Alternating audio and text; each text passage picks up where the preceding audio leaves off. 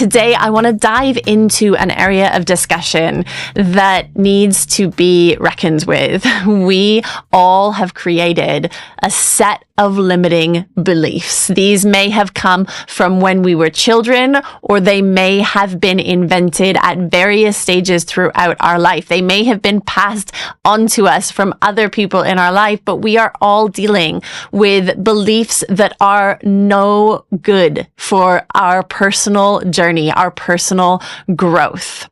And yet they can go unnoticed for years, for decades, for an entire lifetime. But it's time to shine a light on those limiting beliefs that you may be harboring, because they may be the very reason that you are not getting ahead in life. So let's just start with a quick definition, and then I'm going to give you a 3-step strategy for handling, for managing those limiting beliefs so that you can begin to be released from the hold that they have on your life. And I've got to say, when you are able to release those limiting beliefs, suddenly the world opens up to you. Those opportunities that you've been looking for, those chances that you have been trying to find, simply your best life begins to unfold before you. And that's, of course, what we want. So tackling those limiting beliefs is key.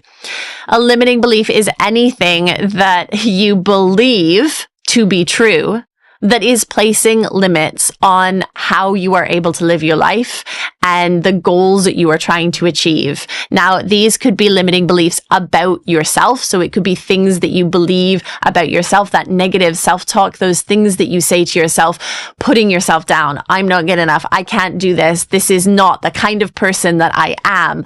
All of those thoughts that go through your head, those are all limiting self-beliefs.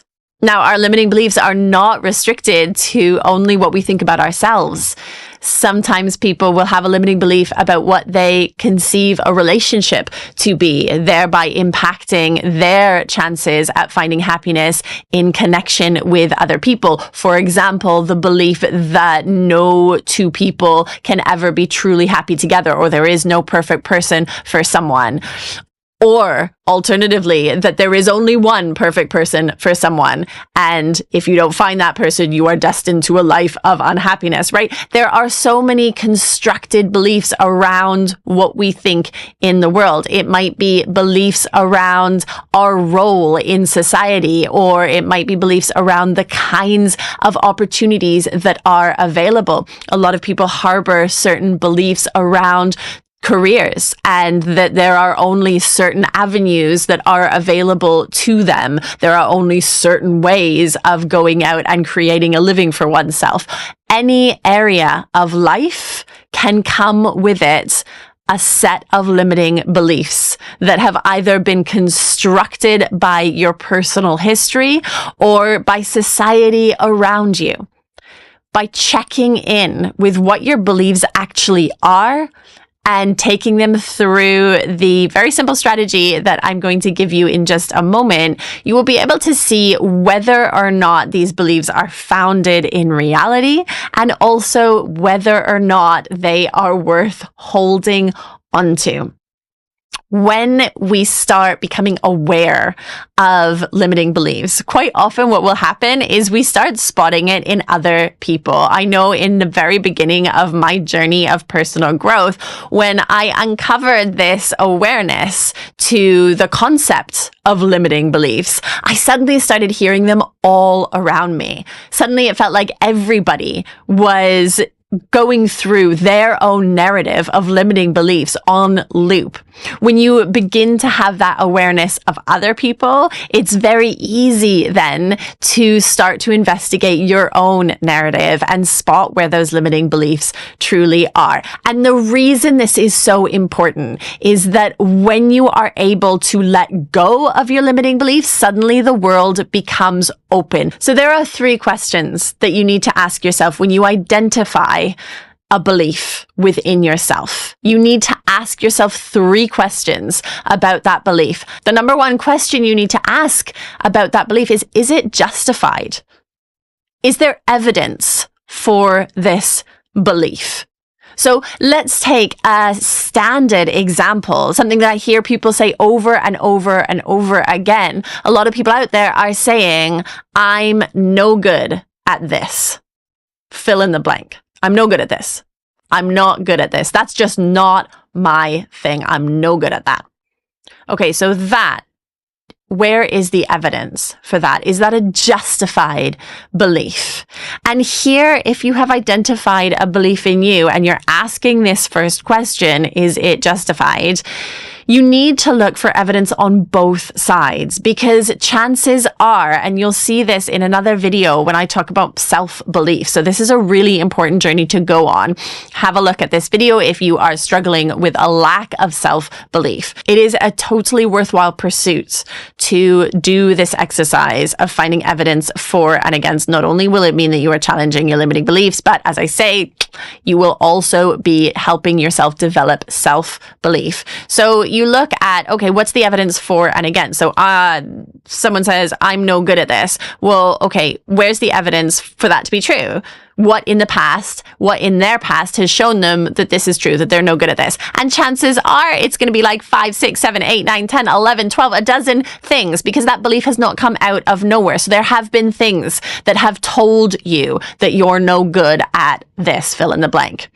But then you have to do the additional work. You have to go, okay, well, what evidence is there for maybe I am good at this, or maybe I've never been given the opportunity to be good at this, or maybe I've never really put in the effort to be good at this. Where's the evidence that maybe this limiting belief, I'm no good at this, is not the full picture? You have to make that list. Write it down if you want. Get really physical about this. Make a tangible list. Where's the evidence for and against this particular limiting belief?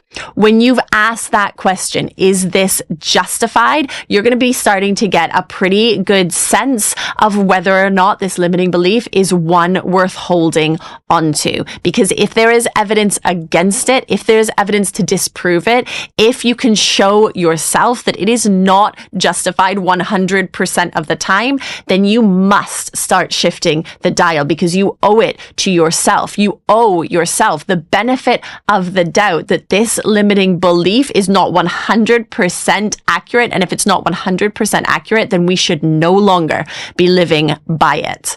The second question that we want to ask is it serving me? Is there some reason why this limiting belief is necessary?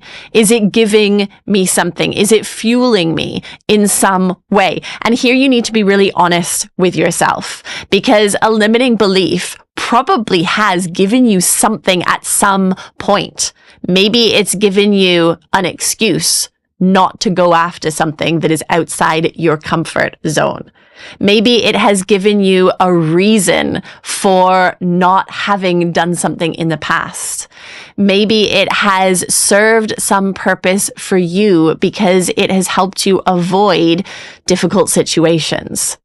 But be honest with what it served you to do and whether or not those things were actually in your best interest. So when you ask this question, is this serving me? You've got to be thinking about the ultimate aim, which is to live your most meaningful life and to reach your goals and to find your happiness, your success, your love. Whatever that picture is of the kind of life that you are striving to achieve, that you know you deserve. Is this particular limiting belief serving you to get to that place? And if it's not, we've got to start shifting the dial. Just like with the first question, you've got to be open and honest with yourself. And if holding on to this limiting belief is not serving you, and there's evidence that maybe it is not accurate 100% of the time, then holding onto it becomes a form of self-sabotage. It becomes something that is standing actively in your way from getting to where you want to get to, which leads me to the third and final question that you need to ask of any belief, which is quite simply, does it make me feel good? Now, look, we're all going to go through lots of points in our life where we don't feel great, but we know we're working towards something. We are all going to find challenges. It's not that we have to be happy all 100% of the time, because that's not realistic. But if you are holding on to something and it doesn't make you feel good and it doesn't serve you and your goals, and it's not even justified 100% of the time, then we got to be honest with ourselves.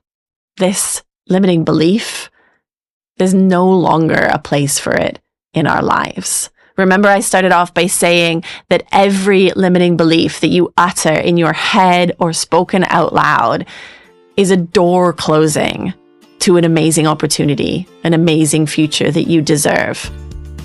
So by asking yourself these 3 questions of every limiting belief, you're going to be painting a pretty clear picture of whether or not to hold on to that limiting belief. And if the answer is no, it is not justified 100% of the time, no, it is not serving me, and no, it does not make me feel good, then you've got to start the journey of getting rid of that limiting belief, so that you can start opening those doors again and start getting to the life that you truly want and deserve. Go after those goals and make them happen for you.